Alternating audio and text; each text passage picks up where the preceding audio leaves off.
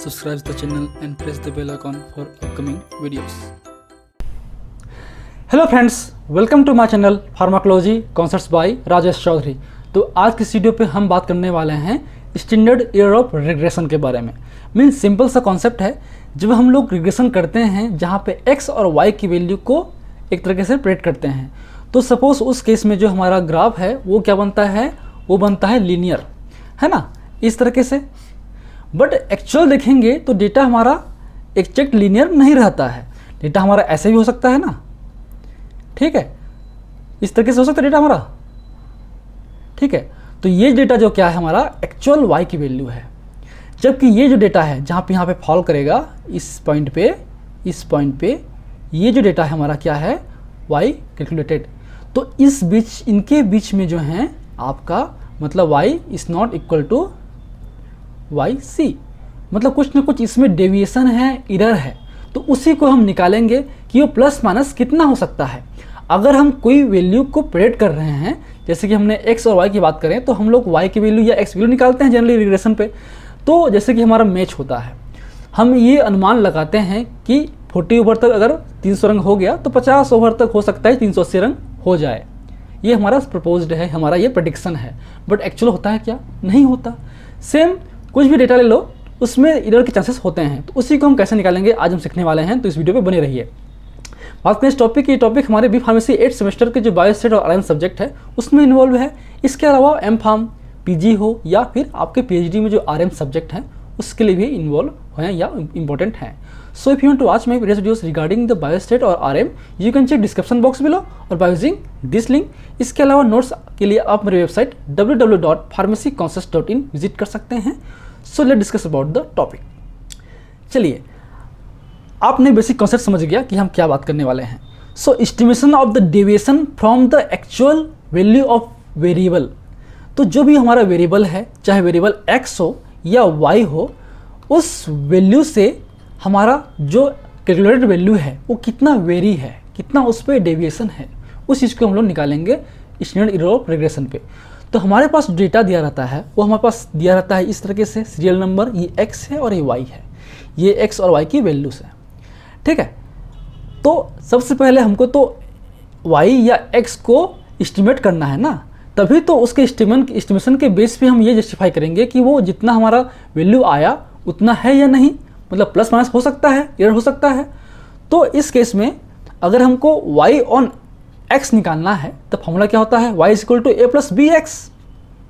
और जो इक्वेशंस होंगे जिससे हम a1 और a और b को निकालेंगे वो होता है हमारा summation of y is equal to na plus b summation of x and summation of xy is equal to a summation of x plus b summation of x square.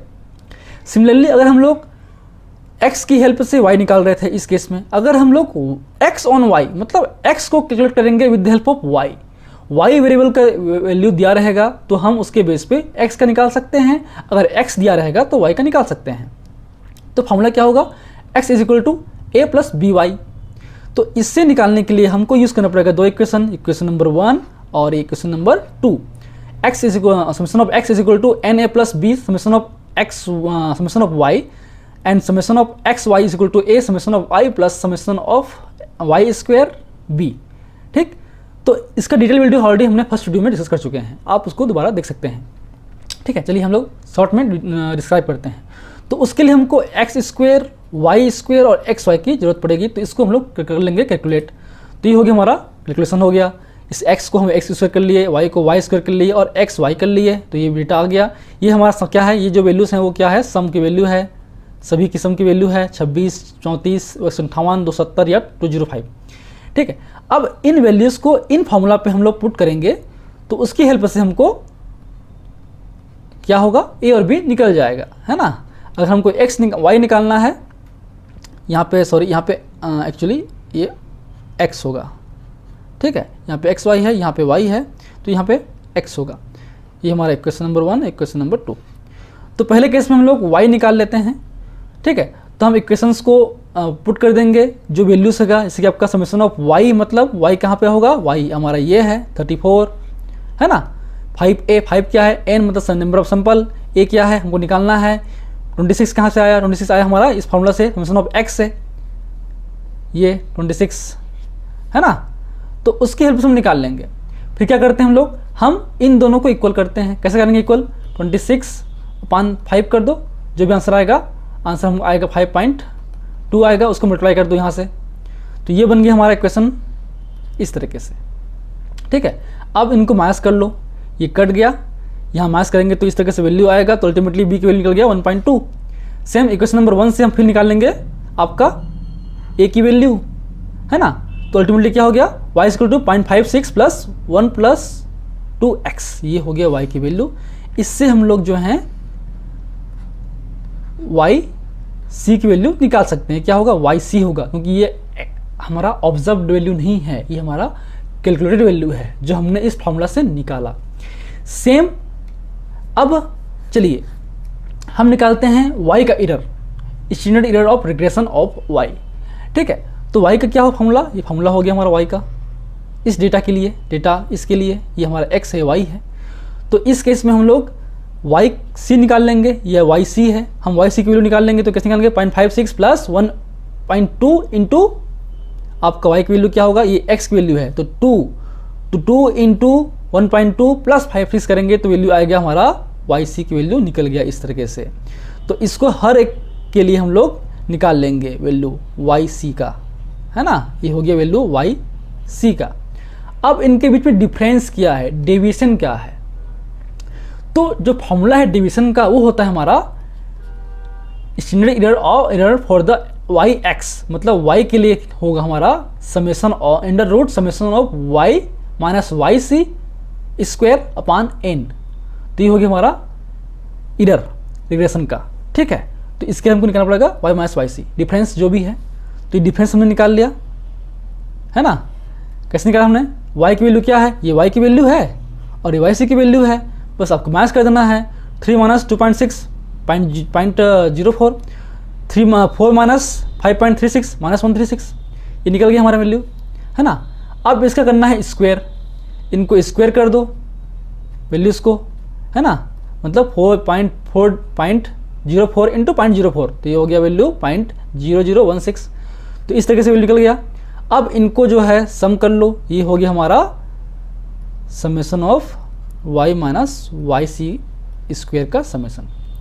अब n क्या है, 5 है, बस इसमें इस वैल्यू को put करना है, 3.93/5, इसका होता है 0.78, इसको जब अंडर रूट से हटाएंगे तो ये हो गया 0.88 is the standard error of y की वैल्यू y। ठीक, इसका मतलब क्या हुआ, इसका मतलब जो y निकाले हैं 2.96 जो लिख रहे हैं हम लोग, किसकी, y1 की वैल्यू, जो y1 की वैल्यू, या हम लोग इसके लिए जो है निकाल रहे हैं, या जो भी हम निकालने वाले हैं, तो वो हमारा होगा प्लस माइनस 0.88, ये है। सपोज इसमें हमको निकालना है 10 का, है ना, तो 10 के लिए निकालेंगे हम लोग, तो क्या होगा, आपका x दिया हुआ है 10, तो आपको y की वैल्यू निकालना है, तो क्या होगा, फॉर्मूला पुट कर दीजिए यहाँ पे, y is equal to 0.56 into 1.2 और आपका इंटू 10, है ना, तो क्या हो गया 0.56 प्लस आपका 112, ये हो गया हमारा 12.56 किसकी, वाई सी की वैल्यू। अगर हम लोग यहाँ पे x को 10 लेंगे तब आपका y की वैल्यू 12.56 आ सकती है, ये y की वैल्यू है, बट एग्जैक्ट में क्या सही होगा, नहीं होगा, तो हम लोग लिख सकते हैं y is equal to 12.56 plus minus 0.88, जहाँ पे ये वैल्यू क्या है, Y C plus minus S Y X. ठीक है, तो इसलिए निकालते हैं। तो सिमिलरली हम x का निकाल सकते हैं, तो आप इस डेटा को कॉपी में नोट डाउन कीजिए और उसकी हेल्प से आप खुद निकालिए और क्रॉस चेक कीजिए कि आप निकाल रहे हो सही है कि नहीं है। पहले आपको जो x की वैल्यू है, जो फार्मूला है 1 और 2, इस फार्मूला की हेल्प से a और b निकाल लीजिए, जैसे हमने निकाला a और b का, इससे हम लोग x की वैल्यू निकाल लेंगे। इस x की वैल्यू निकालने के बाद हम इस वैल्यू को इसमें पुट कर देंगे, है ना, इस फार्मूला पे, और हमारा वैल्यू निकल जाएगा किसका, x c का और x माइनस c का। फिर इसका स्क्वायर कर लीजिए और इस फार्मूला की हेल्प से हम निकाल सकते हैं वैल्यू xy का। ठीक है, तो जो भी डेटा होगा हमारा, जैसे कि ये हमारा XC है तो 2.46 प्लस माइनस 0.65 हम लिखते हैं। मतलब ये जो हमने जो XC निकाला है वो एग्जैक्ट ये नहीं है, इससे प्लस 65 भी हो सकता है 0.65 या माइनस 0.65 भी हो सकता है। So these are the basics about the regression analysis. I hope you like my videos. If you like my videos, please press the like button, share with your friend, and any feedback, please comment in the comment section. That motivates me for the coming videos. In last, thank you. Keep watching.